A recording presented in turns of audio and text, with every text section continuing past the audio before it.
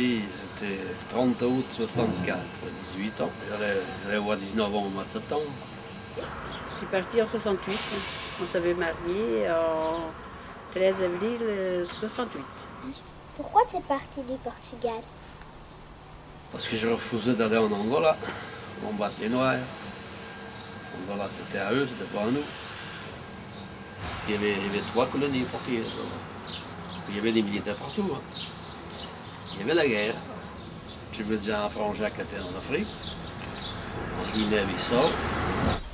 Comment c'était de venir en France? Passé par la Marande, et après, on a suivi. Là, on était dans un camion. On était en voiture jusqu'à Marande, et après, on a monté dans un vieux camion. C'était le passeur, ça. Ah oui, on est arrivé là-bas, on n'a pas pu passer. On est retourné en arrière. On est venu chez le passeur, habiter chez lui pendant une semaine. On n'a pas pu passer, ses copains n'étaient pas là-bas. Parce qu'à cette époque-là, il faut avoir les copains pour traverser. On allait faire du bateau en Marande, avec les peu de moyens qu'on avait. On mangeait des sardines, on faisait du bateau. Et après, on est reparti une semaine après. Et là, en arrivant à Chavez, on est parti à pied. Juste de l'autre côté, en Espagne, je ne sais pas où, dans la nuit. Puis on a loupé un nouveau camion qui devait traverser l'Espagne. On était resté dans un trou, à l'abri, caché, pendant 2 jours. Sans manger ni boire, en attendant quelque chose. Il n'y avait rien. On a trouvé un trou d'eau, on l'a vidé avec une casquette. On était en pleine brousse. Puis on a attendu un camion. Puis on était chargé, un camion à Bastion, jusqu'à Hendaye. Hendaye, on a traversé à nouveau. C'était déjà plusieurs, il y avait peut-être pas 150, 200 personnes.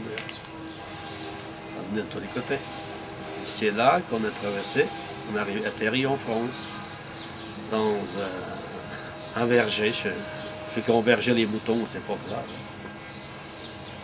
Puis le lendemain matin, on était servi avec un bidon de 25 litres, café au lait. C'était un gamin qui nous emmenait ça. Il nous réclamait 10 escudos à chacun pour le café.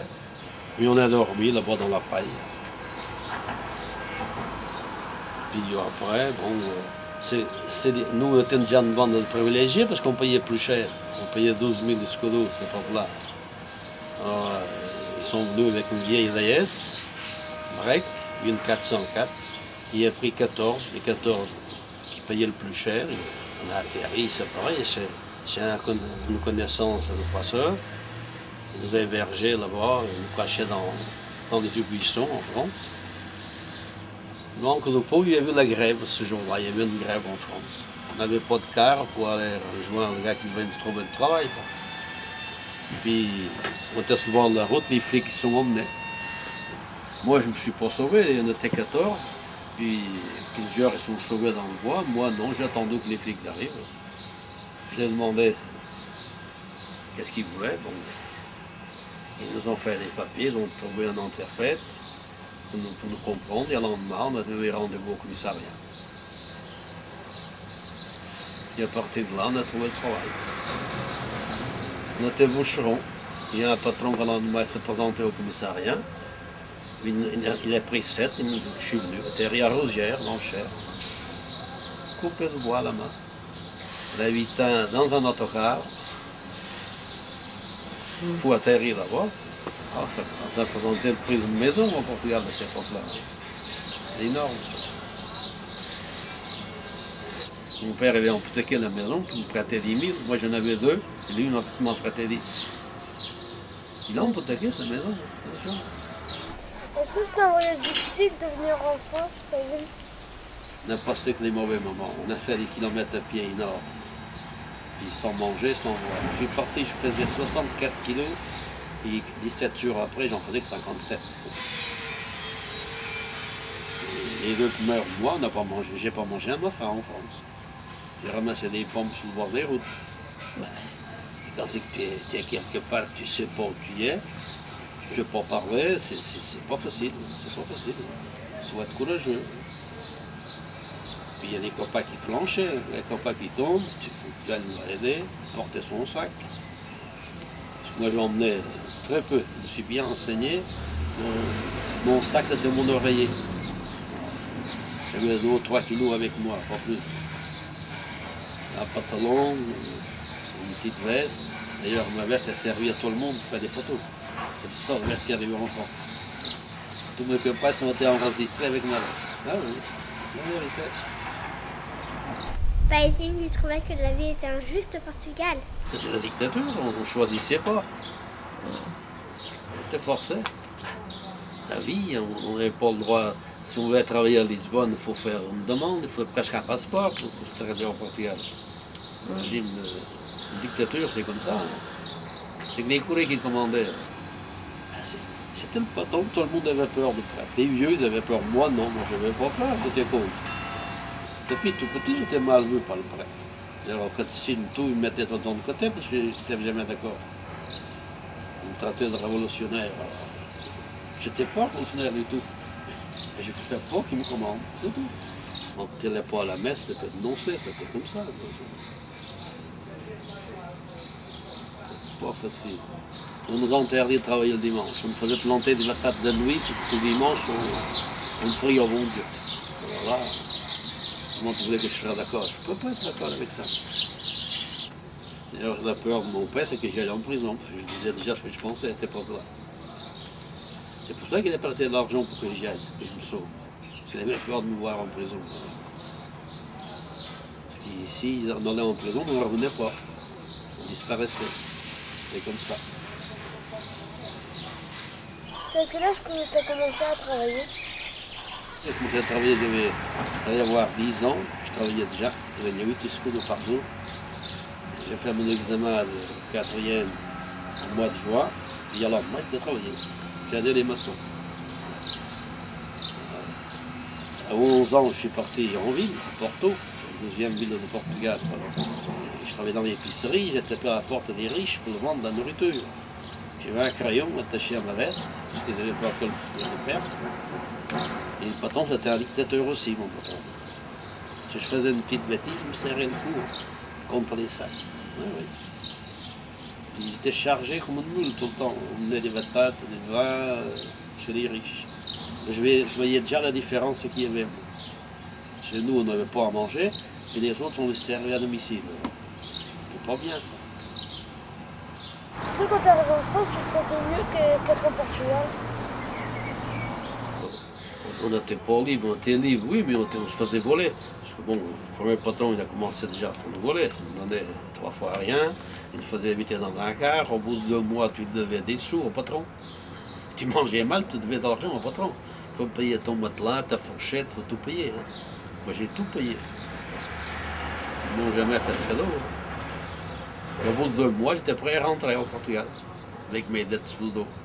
J'ai menacé le patron français, je l'ai dit au patron, je veux une tronçonneuse. Je ne faisais pas comprendre, j'ai fait brrrr, j'ai fait de bruit, pour lui comprendre qu'est-ce que je voulais. Lui, il a compris, et il était me chercher. 2 heures après, je me suis assis, il dit je ne travaille pas, j'attendais. Puis 2 ou 3 heures après, il est arrivé avec une 4L, avec un bidon d'huile, un bidon d'essence et une tronçonneuse. Et avec une facture de 1800 francs. Une bête. J'ai signé, il m'a pris les 200 francs qu'il m'avait prêté pour que je mange, j'ai racheté 100 un sou. C'est un copain qui m'a nourri. Pour que je commence à couper de bois. Puis là, j'ai gagné ma vie. Le mois d'après, j'avais des sous. Mais je travaillais de matin au soir. Il faisait jour, j'étais dans le bois. Il faisait nuit, j'étais encore dans le bois. Et je traînais ma tronçonneuse sous le dos, je n'avais pas comme la vol, on l'emmenait dans l'autocar. Mais bon, au bout de 6 mois, j'étais sauvé. 6 mois, j'étais libre. J'ai pris la première cuite. Je me suis sauvé. Oui, j'ai pu acheter du vin pour me sauver. J'ai arrivé à payer mes dettes. Au bout de 7-8 mois, j'avais tout payé.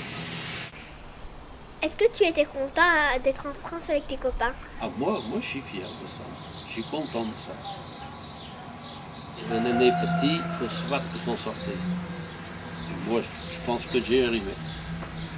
J'étais sûr de moi, si je trouverais le travail, je me sortirais. Le problème, c'était arrivé, il trouvait le travail. C'est tout. Ça. J'ai travaillé jour et nuit, hein. J'ai travaillé une journée et demie par jour. Hein. Ça, je n'ai pas honte de le dire. Hein. J'aimais voler, moi j'ai travaillé. Chez Michelin, je faisais le maçon, je coupais le bois, je faisais tout. Hein. Et oui. Et tu as appris le français toute seule, mamie? Avec les gens qui se réveillaient.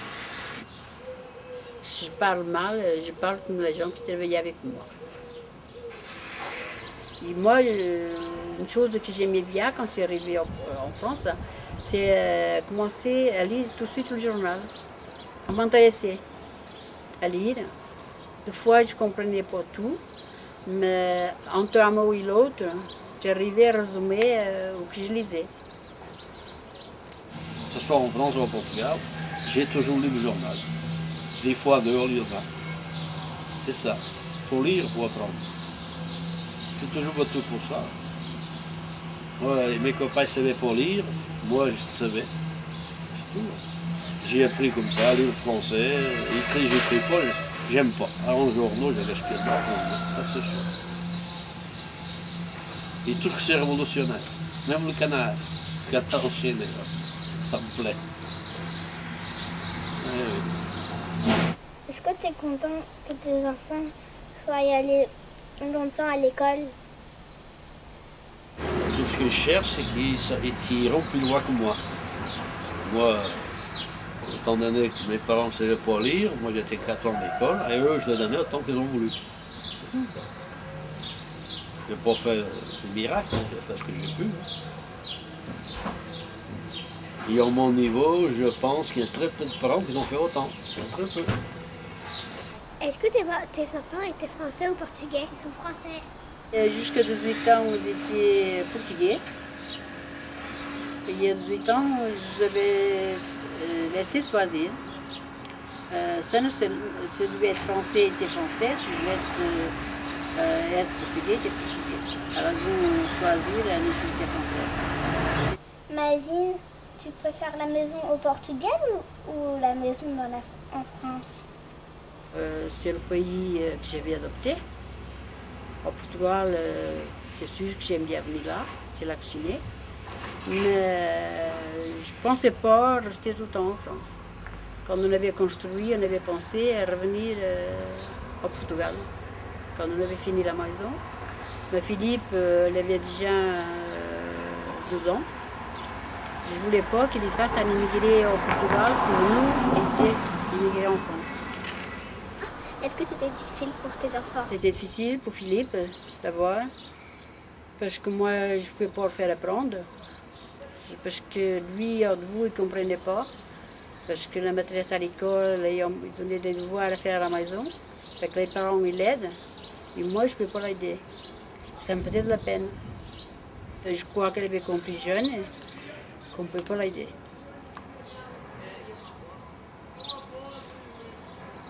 Qu'est-ce qu'il faut faire pour être libre? Toujours voter à gauche. Ils sont peut-être pas meilleurs, ils sont des voleurs comme les autres, mais il y a plus de liberté. Ça, il n'y a rien à faire. Je me dirais, il faut toujours se battre. Ah, moi, j'ai toujours participé à tout. Je milite pas, je fais partie d'aucun parti. J'ai jamais payé pour ces gens-là. Mais j'ai toujours défendu mes idées. J'ai fait grève, je me suis révolté en 68 comme les autres. J'étais heureux avec ça. Moi, ça m'a transformé parce que moi, j'ai obtenu ce que je demandais depuis des années, la liberté, c'est tout. Depuis petit, j'ai jamais voulu être commandé. Je ne veux pas qu'on me fasse faire ce que j'aimais pas. Je viens aller à l'église, mais je vais par moi-même, on ne va pas me forcer.